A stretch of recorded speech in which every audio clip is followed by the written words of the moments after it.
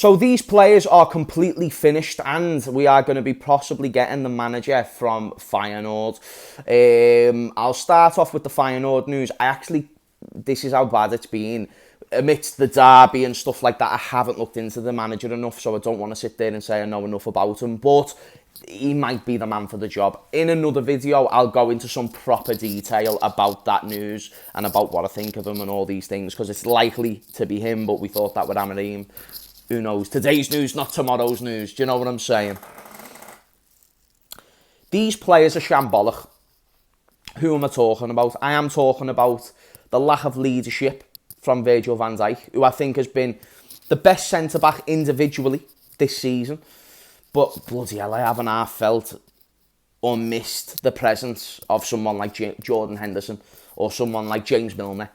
The basic standards, the ones who would not accept heads being stuck in arses. You know, these are the players who... James Milner would go to Virgil van Dijk and front him. Do you know what I mean? And there's something about Virgil that's like very substitute teacher type vibes. A substitute teacher, they'll come in, they'll try and keep everyone on course, but realistically, you're coming in, you're going to give them just a sheet of paper that they're not going to complete and doesn't mean anything and isn't going to be referenced or checked. And your job is just to try and keep them as calm as humanly possible. Virgil van Dijk is that. He's not there to get the best out of you. He's just sort of there to keep you in check. Come on, lads, come on, let's keep our heads in the game. But not necessarily taking the perspective to a psychological standpoint where he's sitting there and he's getting certain reaction out of these players. So I know if I go to Robertson and I shout at him, that's not going to get the same reaction out of him than what if I shout at Enzo. That's just an example. And I don't know if he looks at it from that point of view. He very well could. But I just feel like the first problem is the lack of leadership. The second problem, and this isn't in any sort of order, it's just these are the problems. Second problem, these attackers. The entitlement of the likes of Salah is something that is very detrimental to this team. And we'll talk on Salah first.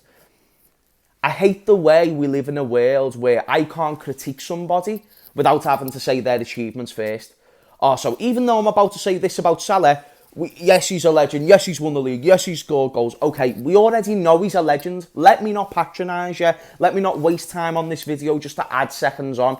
2 of the last 3 seasons where we've competed for a quadruple, or the aim has been to compete for a quadruple, Salah died in the worst part of those seasons. In 2022, he came back from AFCON, was one of the worst players, not only in Liverpool, but in the league. And then this season, came back from AFCON, and a very similar thing has unfolded with Salah. He has been abysmal. And I love Salah. A poor end doesn't take away from what has been a legend of the Premier League. But I just hate the way I have to say that without just being able to say, Salah's been really bad. And in fact, he's been bad in really important times of our seasons in recent years. And you could even argue he's a big reason why we haven't won more, even though he's also a big reason why we've won what we have already. So the point is, maybe it's time to move him on. Maybe it's time to cash in on Saudi. Value is in the eye of the beholder. Saudi would absolutely bend over and spend every last penny that they possibly could to get what is the number 1 Muslim athlete in the world. Take advantage of that. Why not take advantage of Saudi Arabia? That would be the most smart and best thing you could possibly even do. Rinse them for every penny they've got and make them look silly in the process. They want the number 1 Muslim athlete in the world. Give them him. They're not getting the best player in the Premier League. It'd be disingenuous to call Salah that. And we need to move on. I don't think you understand, I don't know how Salah works in a system that isn't a Jurgen Klopp system. It's just one of those things. And that's all I really want to say on Salah. I just don't want this thing where it's like, he stays, scores a few goals. Oh my God, we need to give Salah a 5-year contract extension. It's like, do you just want grandpas to be playing for the football club? And the point I was going to make earlier, Klopp has this thing with Shankly where he keeps on to players for too long. Shankly had that same problem. Thankfully, he just had enough time to get rid of them and replace them all. But Salah can't stay for too much longer at the club. No more than what his current contract says. And because I don't want to extend his contract, I'd rather sell him so we even get just a certain amount of funds for him. So again, hopefully he'll go to Saudi. Darwin Núñez. And by the way, to the idiots sitting there and there going, well, James, if Salah was scoring loads of goals, you wouldn't be saying this. Well, exactly. Quite clearly, it's been proven that Salah, in the past 2 seasons, when we've been competing on all fronts in the final part of the season, he has not been there. He has not been available. He has not been ready. So yes, if he had done all those things, if he was ready and was still setting the example, more than fine with him staying in the team. But they've got a huge problem that when players have a place in the team based on merit and merit alone. And that's where I'll move on to Darwin Núñez. Darwin Núñez, again, I'm not going to do that thing. I'm not falling into the trap where I have to list all the good things he does just so I can have the license to talk about the bad things. No, Darwin Núñez joined this football club as an inconsistent finisher, and he is still at this football club 2 years later as that. And I made a statement before Núñez joined, and the statement wasn't he weren't going to score goals. I knew he would score goals. He's actually scored less goals than what I thought. Did you know Darwin Núñez has 11 Premier League goals this season? Did you know last season he didn't score 20 Premier League goals? Isn't it a bit concerning that from a Darwin Núñez, who I compared to Timo Werner when he first joined, and people laughed at me, but the reason why I compared him to Timo Werner is because stylistically he's similar, relies on pace, is an inconsistent finisher. That's why I compared him to him. And I said, well, actually, everyone who didn't want Timo Werner and was so pleased we got Diogo Jota instead, well, you're kind of now a hypocrite because you're accepting a like for like because he's Mr. Chaos. Núñez can bring value to this team, but he was never going to be good enough to be a first team player, a starter, or anything close to worth to £85 million. At times, I've jumped on the Núñez bandwagon simply to join in with the banter, like, oh, look, I was wrong. But now, I've actually been proven right, because the second statement I made is that Núñez would never be good enough to win us league titles. And blame what you want on the defence, they should be blamed. Blame who you want in midfield, Szoboszlai, they should be blamed. Núñez, if he scores those goals, takes even half of the chances that he's missed in recent weeks, the results actually go heavily in our favour. And I think people ignore how important it is for you to score the first goal, and it's very difficult. Liverpool have had teams before where we've conceded, but because we always outscored the opposition, it doesn't matter. And because we usually used to score first, it meant the team had to come to us, which created more openings for us to score more goals, which means even if you do concede 1 goal, which is possible with the system that we play, then you're still going to score 3 or 4. So in this system specifically, the attack is the most important part. I don't think people get this. In most teams, it's the most important part. But everyone's saying, well, the defence is still conceding. Okay, you're right. But we could have been 2 or 3-0 up by the time we did concede. That's why Darwin Núñez is a huge problem. Huge. And he built almost this cult-like following at Liverpool Football Club where any bad word that you said about him was outrageous. How dare you? How dare you? He's Mr. Chaos. He's got time. He joined the club at 24.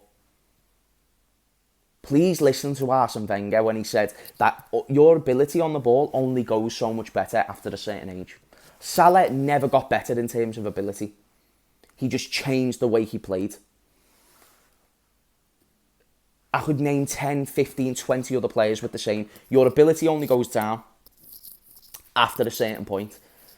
Núñez is at that point where it's not going to get any better. So it's either you accept Núñez is going to be an inconsistent finisher for the rest of his career, or you sit there and say, actually, this might be an £85 million not well spent. For that reason, we need to go and get someone else. And Núñez needs to be held accountable for whatever success we don't achieve this season. Him and Salah are the 2 main culprits. Now, if you want to sit there and put the same energy into Dominic Szoboszlai, who has been poor in the second half of this season, I think that is incredibly unfair, especially based on how many people supported Núñez unconditionally.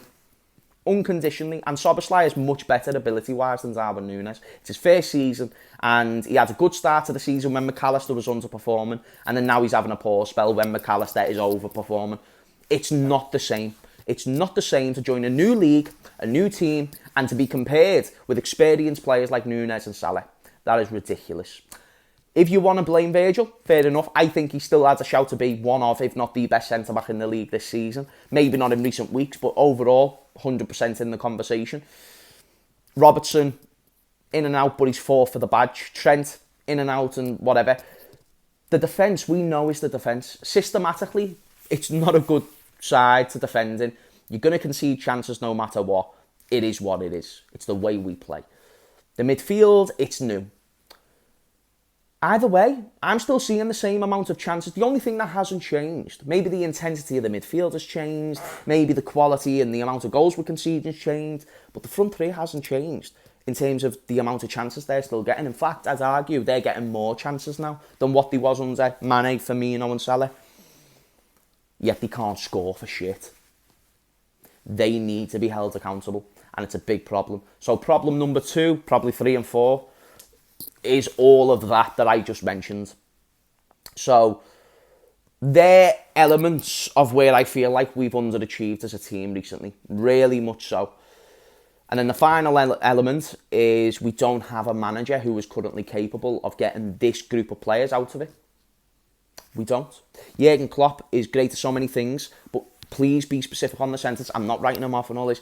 He is not checked in. He is mentally checked out. So we've got a leader who is more of a substitute teacher. We've got 2 supposed powerhouse machines who can't score for fuck. And then we've got Jurgen Klopp who's done with this job specifically. So all that put together tells me we're about to probably have a really poor end to the season. It could even end worse than when Gerrard left the club. And it's looking like it's going to be really, really sad. So let me know what you think about what I've talked about in this video. I had to make it. I'm not going to do this thing where I take away everything I've just said by saying, oh, but I love them and I do this. You know I love them. And if you don't believe me, I don't care, because I've got nothing to prove to you. I want this football club to win first and foremost. And the same way, if I was a player and I wasn't achieving, it doesn't matter if I'm a Scouser. It doesn't matter, oh, James Redmond is an OG. If I weren't good enough and I weren't delivering the standards, I would expect the people who make the decisions at Liverpool Football Club to make those decisions based on the fact that I can't play fucking footy. So please, Liverpool, don't be getting into this mindset of you know, complacency and all this, keeping all the legends for legends' sake. Stop it. Stop it. It's ridiculous. They can't finish. They can't finish. I can't finish either. I'm really poor when it comes to finishing. I'm someone who can barely string a pass together. I'm not the greatest in terms of set plays. I'm just a very, very below average, mediocre footballer. A mediocre footballer with a fairly decent haircut at times. At the moment, not really. And like, that's the thing. I'm even under-delivering on my haircut. I'm under-delivering probably in terms of YouTube. You're probably thinking, James, you're not uploading and not blah, blah, blah, blah, blah. But the thing is, I'm not going to sit there and go, stop being mean to me. I'm going to sit there and go, you know what? You've got a point. Right now, the haircut's a bit crap. The YouTube frequency of uploads is very underwhelming. And you have a right to raise your concerns. Thank you for raising them. And then we leave it there. But, but instead we're in this generation where it's like, no, it's got to be good all the time. And, oh, it's negative, toxic fans like you who just don't know what to do. Shut up, you're pissing me off. I need to go and get a haircut, by the way. I need to go back to my old barbershop because my new barbers, just get on this, right? So I'm just going to take it off. Do you see that? Like, the hairline, it's not the same, guys. Like, it's just not the same. And my hair's really long at the moment. Might just do a Darwin Núñez. So I'm basically thinking about... And this has only happened since I started going to these Turkish barbers. Probably nothing to do with the fact that Turkish, probably lovely, lovely Turkish fellas, just cannot fucking line up a hairline at all. Like, what is this monstrosity? So I need to go back to the OG one, which is Tony. Is his name Tony? Yeah, it's Tony. Lives down the corner. Sound fella, but just haven't been to him in a while. Mainly since I've moved into my new flat. So I'm going to go and see him. Get this sorted. Hey, he's not looking too bad at the moment. He's not looking... Oh, no, it is. So I'm going to do that. Woo!